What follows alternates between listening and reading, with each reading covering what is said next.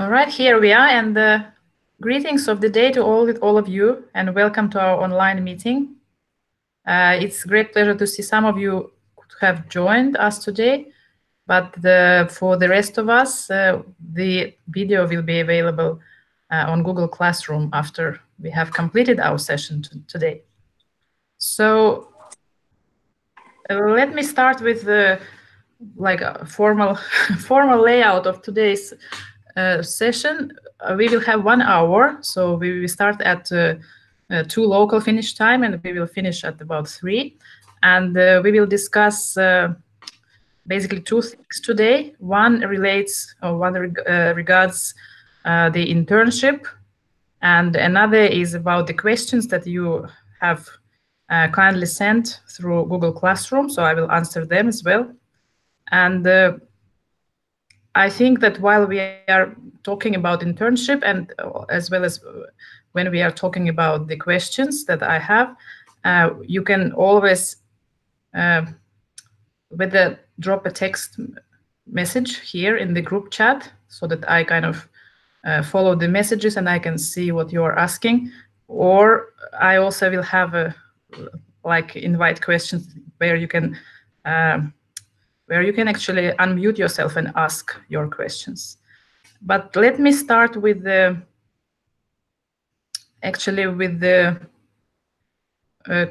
internship part, because once we are finished with that, we can concentrate on maybe, let's say, an interesting part about Finnish education system. I will be talking for a while, but then I will also share the screen with you. I will show you some documents that will be supporting you in your or during your internship period. Oh, great! We have one more participant to join in, and so internship. We have covered something about the internship when we had our first online meeting, but I think like in more details at this part already, because we are approaching the end of our course. So, as you remember, you do your internship at your local, in your own location, so you don't have to come to Finland. You find the internship place or the host organization for yourself, and we will provide you an accompanying letter, a letter which tells that you are enrolled in this course, so that you would produce it to the prospective mentor or prospective organization to reassure them that you are a part of the course and you are looking for an official representative or official location. I will now share the screen with you so you can see the letter itself.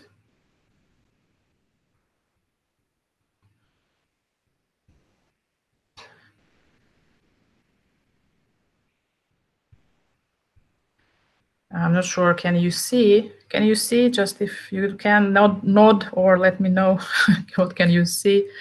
So this is the letter. The letter, like I say, it states that you are a part of this course, the name and the contact information of our organization, and it also mentions a few details like suggested rules and also the structure of the whole internship period. So this is for your reference to read before you are approaching your internship location, but also for the prospective mentor or head of the organization, also to look at these particular aspects in order to make sure that no any unexpected and unneeded things emerge during the internship. So you better cover like things about the duration of the day of your internship, about the meal provision, about necessary insurances. Are they in place or are they at the student's own expense. So there are these kind of formal things which are always good to go through and agree on them, and then you have better confidence yourself to start at that particular hosting organization. And like I say, this is also for the reference of the mentor.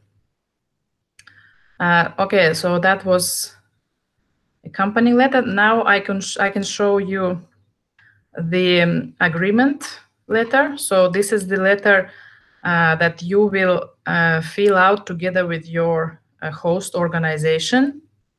And it's good if we receive this letter signed by both parties, so by you and by the host organization. So it's good if we receive it within, let's say, 2 weeks.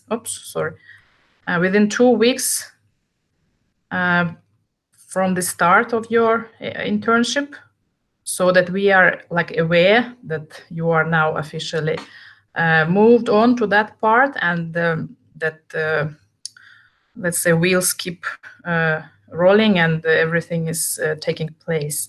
So this is the letter that kind of serves as an agreement, yeah, between two of you, and as I say, send a copy to us. And then I also have another package of documents. I will share all of these documents with you after today's session. So I will just now somebody say, I just want to confirm if you can really see all these documents. Keram, can you see all of them? Yeah. Yes. Yeah. Okay. Fine. Yes, I can see it, and at the same time, it is very clear. And you miss, if at all, you can increase the font size only. Like you can zoom in. All right. Just for you can. Yeah. Yes, exactly. Yes, maybe you can do. Bus. That's perfect. Okay. Good. So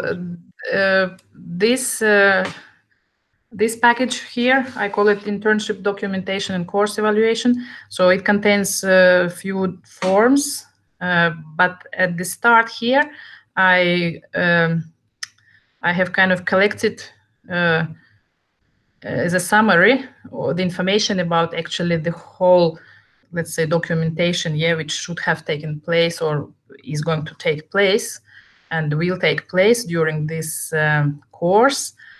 So just for your for the reminder, so you need or you are working on 3 different types of assignments, as you know, a learning journal, and some of you have been sending the reflections, the parts of the learning journal after each session, which is great. And those of you who are a little bit lagging behind, they need some more time. They will be sending the reflections then either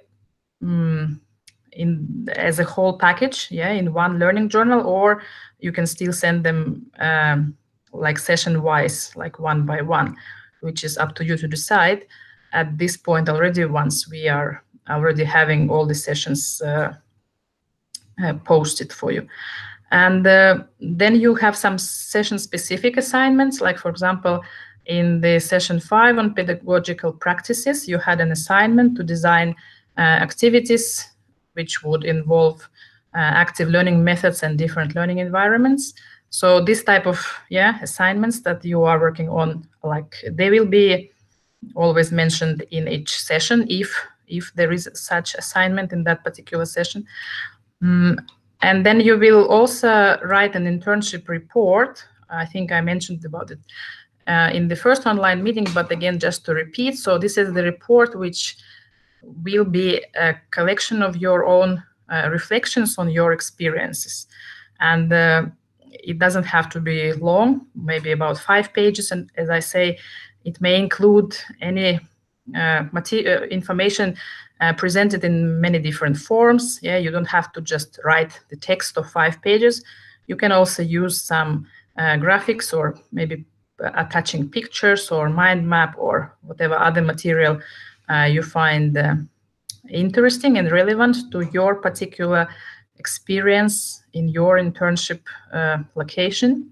So that would be like kind of an extension of the learning journal, but that would be like a separate part, internship report. And then once you are finished with your internship, we would like you to fill out 3 forms. One form is internship self-evaluation. Yeah, you see the first one here. It's a form which you yourself, each of you, fills out. Basically, you assess your own, let's say, progress or your own performance or achievements during the internship. So this is the form. I will show it to you. It's just about, right, so it's here. So internship self-evaluation form. So it has 3 parts. So you will just write shortly your responsibilities, your roles, your responsibilities, and then also you will cover the aspects of learning. So basically how you feel you have reached your initial goals. And then 3rd part, you will assess your performance in terms of 1 to 5, on the scale from 1 to 5, scores. So this is your self-assessment form. It doesn't, it has another part 4 where you will just write your open reflections in response to these open-ended questions.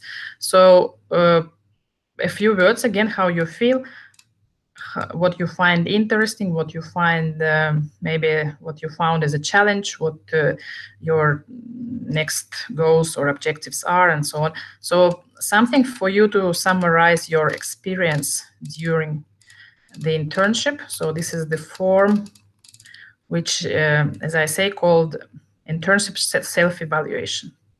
And another form which you will have is internship site evaluation. So this is where you will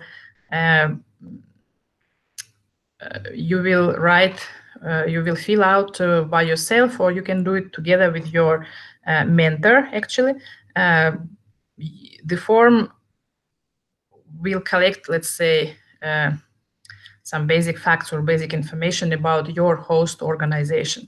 This is just for us, for our own knowledge. I will show you the form.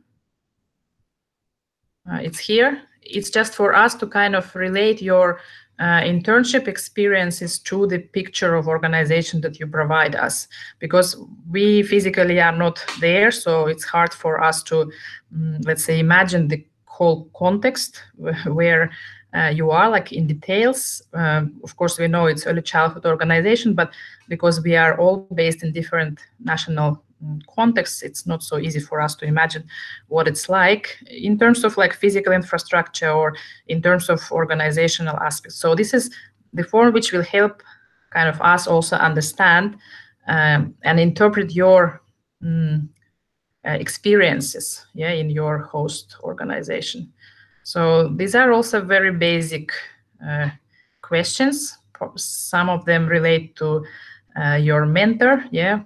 Was your mentor supportive? What was he like? What kind of guidance he provided? So very basic questions, actually. Right. And then there is another form for you to fill out. Once you are finished with the internship and the whole course, basically, you can fill out the form where you evaluate the whole diploma course, which we started in early December, year 2018, and now we are soon approaching February 2019. So you can evaluate the whole process. There will be questions related to the content of the course, to the, let's say, format of teaching the course, also questions related to the style of teaching. So please be open. This is again for us to give your feedback. It doesn't, you don't have to worry that it will anyhow affect your your final accreditation or getting credentials, it doesn't have to do anything with that. Everybody who has passed through the whole course and internship will get the certificate, but we would like to have your information for our own reference in order we can improve our course design. All right, so I will show you quickly the form. Right, so this is the form for evaluation of the whole diploma course. And it has part 1, part 2, and part 3. So not that long, it's just also in part 1 and part 2, you kind of just do the ticking, and then you write your open responses, maybe some suggestions, maybe some ideas, maybe some topics to bring in, like anything you feel could have still improved maybe the quality of the course. All right, so this is the final form. And so they all are listed here in this text, which will be on the first page of this package. One more thing, actually, I missed to name here, and actually I missed to list here. I will put it. The part is on the next page. It's called Internship Learning Plan, but it's just missing for some technical reason.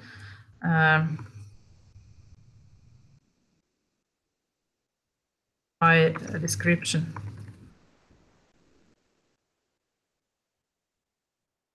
So internship learning plan is something that would be good to have at the very beginning of your internship. This is basically like designing a roadmap for yourself. So this form, as I say, for your own reference, for your own use, you don't have to submit it unless you really want. It's all fine. But I mean, this is for your own work. You design your own goals, and maybe you keep in mind what tasks or projects or activities you would also like to achieve or implement during your internship. So these are just some practical hints for you how to start with the whole internship process. Yeah, what should I think in the first place about? And this is described here, and this table you can use for yourself as one tool, and extend and fill in with your ideas and your points. So I think it's appreciated tool also from our previous group of participants. They found it helpful, and I hope it's going to be of some help to you, so that you know what I start my internship with. So this is in a few words about the documents and forms, and a few reminders to you. So once you are completed with all this, now I have to find us. So once you are completed with all this documentation and with all these reports and with all these evaluation forms, you submit them to me through the Google Classroom. It's better to try to post them in Google Classroom so that they are all in one place, rather than sending them by bits and pieces through the email. They might get lost occasionally in the emails. So unless you really cannot attach it for some technical reason, you cannot attach it in Google Classroom, then you can send it as an email, but preferably collect all your work, all your writings in the Google Classroom under your name. And as you, just again for your reference, as one of the students asked, it's all confidential. It's all under your own name. It's not going to be viewed by anybody else. So it's kind of a secure and safe way to leave and share your documents specifically with the teacher, so with me or with the other teachers of the course. So it's all confidential. You don't have to worry somebody else is not going to read your reports. Unless if you want to share it with everybody, there is a way to to post the messages just like you posted the questions for this session 2 days ago. Right. So this is as for the internship documentation. As I say, I will post all these documents for your reference already today. You can look through them, and some of you are probably already keeping in mind where they would like to go to have to do the internship. And I think at this point we could have actually questions. If you have questions regarding practicalities, other things related to your internship. So if you feel like you want to ask something, unmute yourself and have a go. Or just write in the chat if something remains unclear or you would like to confirm. Question. Yeah. Yes. I wanted to ask about the internship. What if, I mean, some educational institution at some point does not agree to give this the space to have the internship? Is it possible to do it with the private institution? I mean, maybe in a context of teaching English language to kids from 3 to 6. I think it's perfectly fine. Again, you should start with your own context, because actually private institutions is a regular practice in many Asian countries, and we had a lot of participants who were doing internship actually in private institutions just by default. Private institutions just are everywhere there. So that's it doesn't matter if it's public or private. Of course, it's good for yourself to have a goal, a target where you would like to go. But like you say, if the place turns you away and you cannot get there, as an option, you can, of course, have a private. Why not? It's as long as it concerns early childhood education and practices, it's all fine. But of course, for yourself, try to get the best possible place in order you get the best possible experience, right? So that you yourself not just go wasting time, but you kind of learn something and benefit from being in that environment. So private is fine. I know, and especially bilingual daycares, which are like spreading nowadays in any different national contexts. Whatever different philosophy they might be using, it might be Montessori daycare, it might be any other daycare. I mean, it doesn't matter to us. It's just for your own benefit, what you would find maybe most interesting or most appropriate, or in the end, the only possible option. Right. Thank you. Thank you. Right. We also had in the last batch, we also had 2 participants who asked if they can even do the internship in their own kindergarten or daycare or nursery. And we just suggested that, sure, you can, because it's not so easy to, just go away from your own workplace, and to stay somewhere for 4 weeks. It might be in your own kindergarten or daycare. The only thing we suggested is that maybe try to switch to a different group, so that you work with a different group of children and you work with the different team members, because that is one way to learn something more than just if you stay in your own group, in your own kindergarten. So try to look for some variation, for some kind of option, that it's not just a routine work for you with your children and with your colleagues that you have known for a few years. but maybe rather find some change. Changes make the difference in your experience, right? In case this kind of situation is applicable to any of you. Okay. Any more questions related to the internship? Maybe a comment also from the people who are joining from most of the Asian countries is that I guess if some of the internship organizations or the daycares ask that, okay, what is the benefit for them of you being there?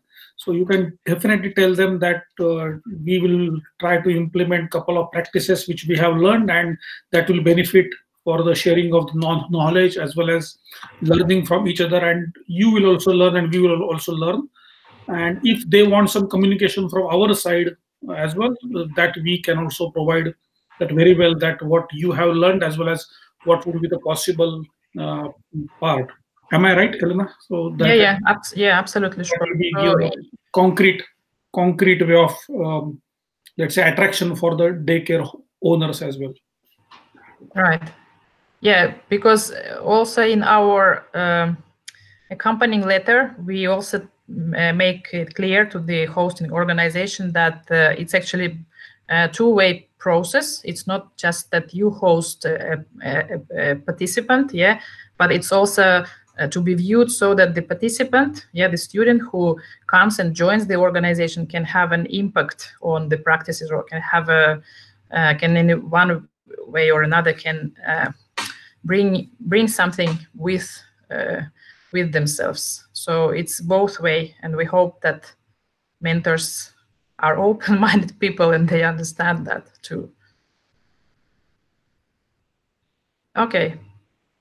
All right. Once we do not have any more questions regarding the internship, I mean, so far we do not, but of course, if you still have questions after this session, you are welcome to post them on Google Classroom, and I will answer them. Maybe we could switch now to the questions that I received from you yesterday and the day before. I have had Christina with her 3 questions, and I had Obi with another question. Maybe I could start with Obi's question. It was the question regarding the grading system we use in this course. And I have actually replied to that, but I could repeat myself. We are adult students, and I think the whole idea behind this course is not to grade anybody according to any scale, but actually to learn something new and to improve your own practices. So that is one reason why we found like grading as not the most relevant tool in our course. If you have suggestions regarding the grading, it's fine. You can drop them in the whole course evaluation form, which I have shown you. But otherwise, I think the key, the emphasis in the course is on learning and not so much on grading. So it's about learning. It's about reflecting on your own thinking, on your practices. It's about questioning. It's about asking yourself. It's about looking for the answers. So it's all about learning. So to that, in line with that understanding, we do not grade, and the final assessment will be taking place at the scale non-pass and pass. So everybody who has successfully completed the assignments and all the documentation is in place, everybody will get a pass, which means everybody will get a certificate. And I know that some people have hard work schedules and maybe a little bit behind our course schedule, and it's all fine. I understand all these difficulties too. So just keep me updated. Just write a message if you are that much behind the schedule and that you need more time, so that I'm kind of aware that you are still along. Yeah, you are still on the boat, so that we can maybe help you in some way, or give you some advice, or just like be like open and right and ask, and we will see what we can do. But in terms of timeline, just keep us updated that you need more time. Of course, it's for your own benefit to finish as soon as possible in order to get that pass, in order to get the certificate. And maybe now we could switch to Christina's questions. She had 3 related to the Finnish education system. I know that during our course, we didn't have a session which is called specifically Finnish education system, though we are located in Finland, and we teach from Finland. Yeah, I have to say that a lot of elements of Finnish education system are actually integrated into the course, so that you will get to know Finnish elements of Finnish education system in one way or another when you are doing this course, and especially in the sessions on pedagogical practices and learning environments and active methods, as well as now the session that I posted today on observation, documentation, and assessment. You will get the taste, you will get the touch, the grip of the Finnish system very well through this, particularly these 2 sessions. But maybe I could actually start with the first questions. So the first question was, Finnish system is a successful blend of different teaching methodologies and approaches. What are they what are those approaches that form the core of the modern Finnish model of preschool education? Right, and then Christina added the comment that much seems like Finnish system has so much in common with the Reggio Emilia approach. Let me first clarify like the terms, because sometimes we operate with the same terms, but they still may mean something different in different contexts. So in Finland, we really do not talk about preschool education. We talk about preschool education in our terms. It's from 6 to 7. It's a preparatory year before the school, the formal school. So when I will be talking about Finnish system, I will be talking about Finnish early childhood education and care system, and not so much about Finnish preschool education, right? Because for us, preschool, like I say, it's only 1 year, which is a part of the whole early childhood. So a brief account, Finnish early childhood starts at the age of 11 months. So the child of 11 months age has the right to join the early childhood education and care services. And that takes all time through up to 7 years when the child enters the primary education, the compulsory formal primary education or basic education, whatever, again, terms you use in your context. So it takes, let's say, something like 6 years. It's all called early childhood education and care. In Finland, we do not split, like in many other contexts, by calling this nursery, kindergarten, daycare, junior high kindergartens, and so on. We don't have all these splits by years, by ages. For us, it's just one period, which starts with 11 months old baby and ends by about 7 years of age. And in Finland, the organization that provides early childhood education service actually is called päiväkoti, which means in Finnish literally daytime home.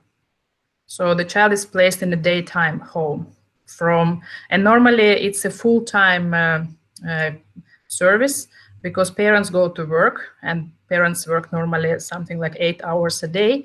So the child has the right, be in this early childhood service for 8, 9, something around that 8 hours a day. So that's why it's called the daytime home, because actually children spend a lot of time in early childhood organization.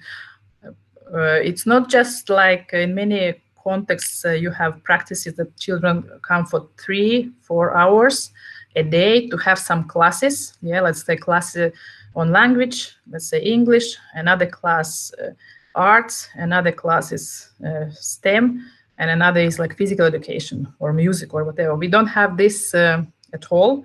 We look at education and care of a child, as I mentioned in my sessions, from the perspective of holistic development. The child doesn't start, 8 o'clock with mathematics, and then the child doesn't continue with physical education at 9 o'clock in the morning. We talk about the full day service, and this full day service includes 3 elements. It includes teaching, learning, and care. So all these 3 elements are interrelated. Yeah. So that's why probably you now understand better why we call it daytime home. And we have 3 meals provided for the children during the day. So breakfast, lunch, snack. Children also have day rest time or day nap time, something around, let's say, from 12 to 2 o'clock daytime. Children have a lot of educational activities, but children also have a lot of space and time to engage in different types of play, varies from free play to more adult-guided play. If we have a lot of free play. Free play basically means that we teachers just create the environment. So basically we supply or we prepare the toys, or it's not that we prepare, but we display, at the child's for the child to be available to access the supplies. It can be a jigsaw, or it can be books, or it can be some small world toys or whatever. So all these materials are available, and this is just the job of the teachers to provide this environment, to make it available for the child. We don't hide our toys in the cupboards. They are, in this sense, they are like really placed and being visible to the children. This is just like shortly to describe that it's not a lesson-wise system. We don't provide really lessons like they have, let's say, in British in the British-based systems. Yeah, we look at it as a full-day service. Yeah, full-day learning, full-day teaching, and full-day care. All these things go hand in hand. It is a successful blend. Finland is actually Finland has done a good job in that sense.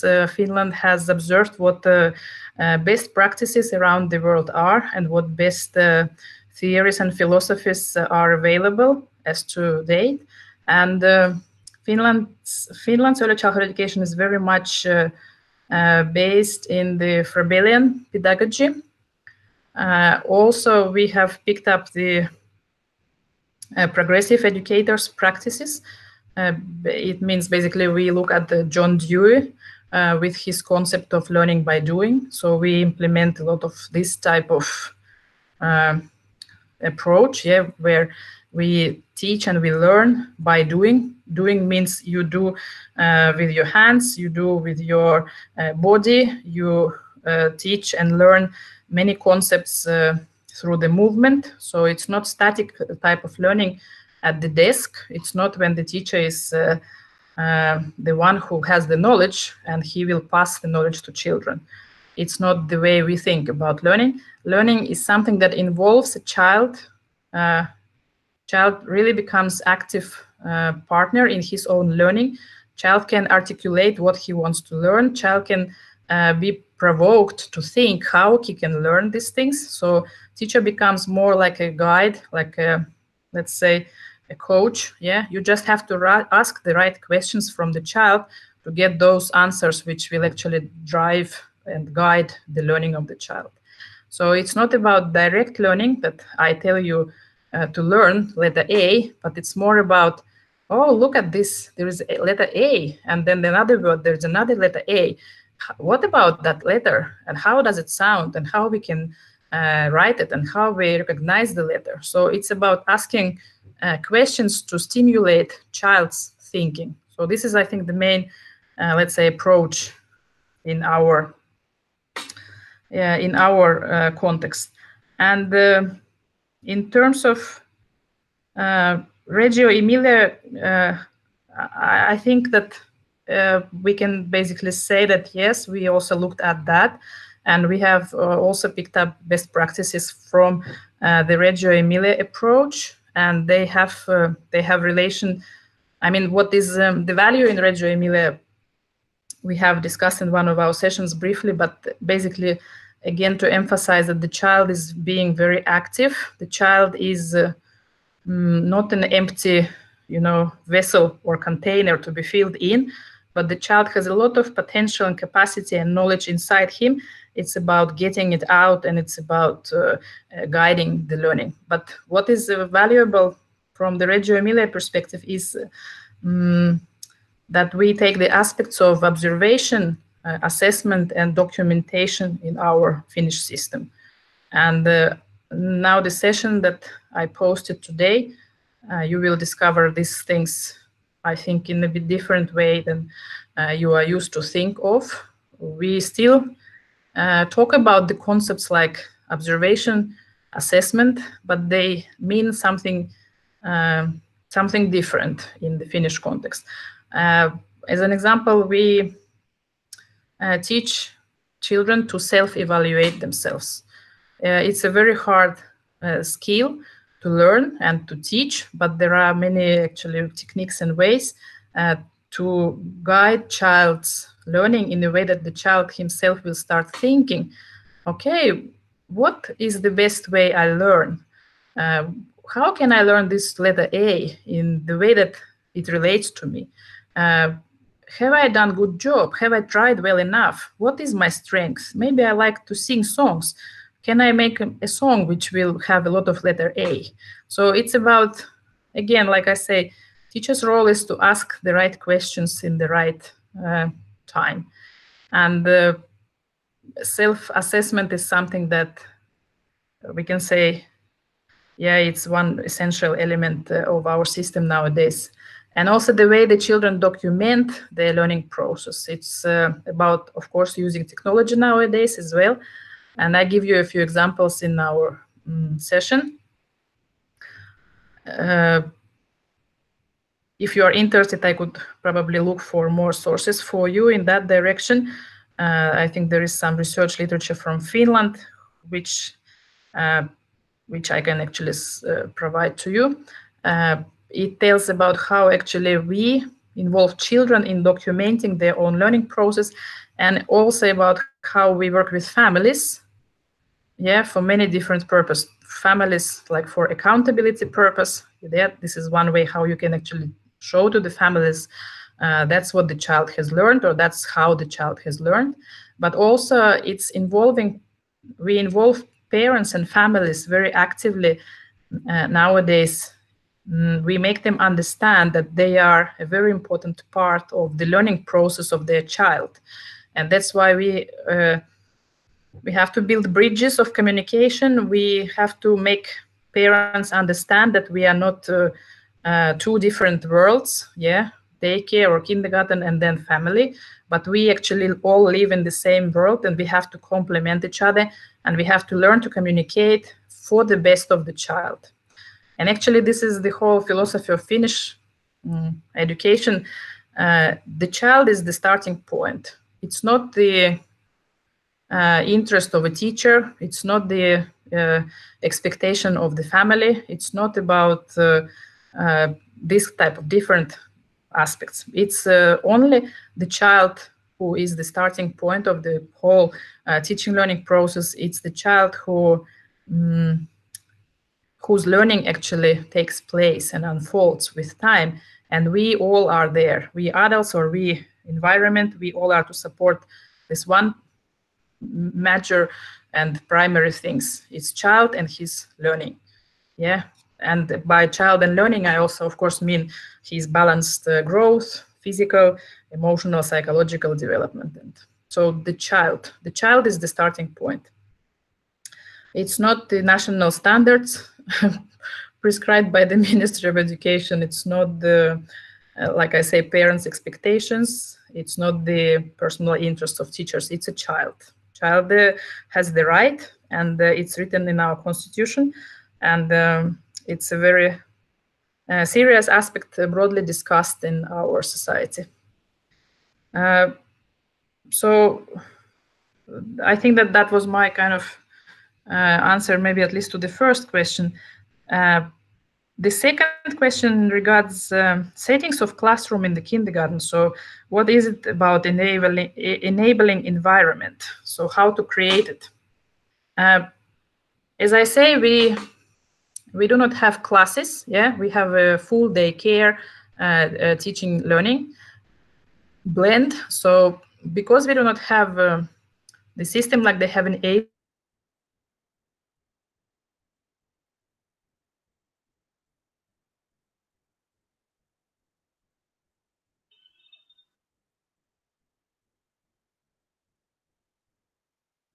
class for the crafts, like a separate classroom for the role play, a separate classroom for physical activities, a separate classroom for some other activities. In Finland, it's different. We have one classroom, which is like a host classroom for the group of children. And in these premises, in this host classroom, the children actually have opportunities to engage in many different activities, in role play, in STEM activities, in to some extent musical activities and physical activities. So they have a host classroom. And then when there is a need or there is a activity which requires, let's say, use of gym, yeah, then of course we can go to the gym, or if it requires us to go outside, because outside learning is nowadays very popular in Finland too. So then of course we use other environments. But we like I say, we always have a host classroom. Of course, in my session, I focus on the physical aspect of enabling environment, which I mean like physical infrastructure. So we have to modify the physical infrastructure, the physical layout, yeah, in the classroom to support learning indoors, or then we go, let's say, outdoors. But also when we talk about enabling environment, and actually in line with Reggio Emilia thinking, environment is the third teacher. Environment is not just about physical infrastructure. Its environment is also about psychological and social aspects. So we have to create this whole unity, yeah, of environment, of these three elements, which support child's well-being and child's learning in the best way. So by psychological and social environment, I would mean that we provide certain emotional response, yeah, to the children. We connect to them in this emotional way, in certain way. We have a very I mean, we also have different children, and sometimes we have to have different strategies. But the idea, again, in Finnish system is that we have to understand the child, while the child, why the child behaves certain way, or why the child emotion is such as it is, or why the child thinks that way. So we have to really understand, not just, again, get trapped in thinking that I know better and I just tell my child how to think or how to feel or how to do. So this would make a psychological environment. So to create this emotional connection with the child. And by social environment, again, I mean like involving family or involving broader community, and also providing a lot of space for social interaction for the children, so that now we could kind of turn towards one of the aspects we discussed about socio-constructivism in one of our sessions. So because we think that learning is taking place in the process of interaction, social interaction between children or children adults or children and parents. So all these different, let's say, types of interactions have to be in place. Right, so this is just shortly, but there is literature actually on these different aspects, let's say psychological, social, and physical enabling environments, if you would like to read even more on that. But it makes the whole complex and the whole experience as something which is really making sense and is meaningful to the child. I have another question from Christina is, what are the current trends or tendencies in early childhood education in Finland? Again, some of them are named in our sessions. Some of them I went through right now, like talking to you about different types of environment. But I could also say a few more. One is what we call in Finland small group pedagogy. Sorry, my stress is wrong. Pedagogy. So what we mean by that is that we think that the young child, the younger the child, actually, the smaller the group, where, let's say, learning takes place, the smaller that group should be, because you know that if you deal with a group of, let's say, 40 children, it's of course in the first place it's like a classroom management issue, but it's also not very child-friendly way to have this size of a group to learn in the best way. Children really need small groups, and according to age, in Finland we think that under 3-year-old child needs let's say a group of 4 children, and over 3-year-old child 8 to 10. So whenever we design our learning activities through the day, and whenever we implement them, or even in the context of even free play, we have to always think that we should minimize the size of the group, because that will be something that helps the child to concentrate, helps the child to build his self-confidence, helps the child to interact with others, because child is getting lost when there is too much action and too many people around. So that's why we really talk about the small group pedagogy. There are different ways to implement it through the day. Let's say if we have a group of, we have a big group of children. Normally in Finland it's about 24 children working with 3 staff members. So 3 staff members, 24 children over 3-year-old, which would make 8 children per 1 adult. That is the ratio, and that is the optimal setup. So one way to actually implement this small group pedagogy is to rotate these small groups around, let's say, the kindergarten, or maybe some group stays indoors in one classroom and another group goes outdoors at the same time with their staff member, with their teacher, and third group of 8 with the third teacher will probably go to the gym or maybe to do some activities in the corridor, because we use all spaces which are available for learning in our settings. So, and then you rotate the groups in the space, and that's how you kind of make this small group pedagogy happen. But the idea is to minimize the size of the group and make it child-friendly in that sense. Another current tendency, we talk about outdoor learning. Outdoor means physically learning in the out of the premises, out of the building of the kindergarten. It might be, of course, naturally the yard, the yard at the just near or like by the kindergarten. Each kindergarten has own yard. in Finland, and so children play in yard, play in the yard, stay outside, or we use a lot of activities, or we use forest as because forest is everywhere in Finland too.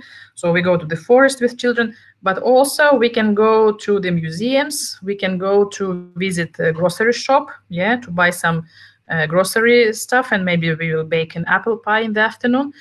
We go to the library. We go to all to visit all different places which are available in our community. So that's what we mean by learning outdoors, because we want to show the children that the world beyond the daycare fence exists, and that is what it looks like, and that's what skills you need to learn in order you are part of this bigger community and part of this bigger world. So outdoor learning. And like I say, one thing, we do not have classes. We have a very flexible routine and schedules during the day. We do not have hour by hour fixed and rigid schedules. We give space, we give time for transition from one activity to another activity, from one space to another space. Of course, we need a lot of skills, how we still manage the group during all these transitions, or during this kind of, even this free play minutes or time hours, or this kind of how we manage these flexible arrangements. There are a lot of practical tools that we use. It's just for lack of time, we cannot go into that. But just to give you an idea that, yeah, flexible day flow or flexible routine flow is something that is one typical characteristics of the Finnish system. And I think that a few more trends you already have discovered in the session on pedagogical practices, but also you will discover more when you look through the next session on observation, assessment, and documentation. Those are the Finnish trends. Okay, I think I was very talkative. I didn't leave any space for you, but if you have some questions, I think we still have a few minutes. And if I was talking too quick, I'm sorry. I never learned to speak a bit slower. But anyway, so if you don't have questions at the moment, but you might have them still, of course, you are very much welcome to post them, either on Google Classroom or you can drop an email as well. But if you want to share the question with the rest of the group, it's better to post it on Google Classroom. And then I could reply to the question, so that also my answer will become kind of shared knowledge. It will be answer for that everybody will learn something from. So please post your questions again and again. And if you have something regarding internships still, feel welcome to share your questions too. And I think that I wish you all the best now with your internship project starting soon. Actually, I'm not aware if somebody has already started maybe the internship. In last batch, we had people who kind of simultaneously did the last sessions and already started the internship. But I think that I'm not sure that if some of you have already started.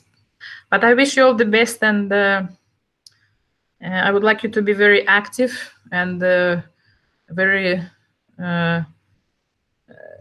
kind of very thinking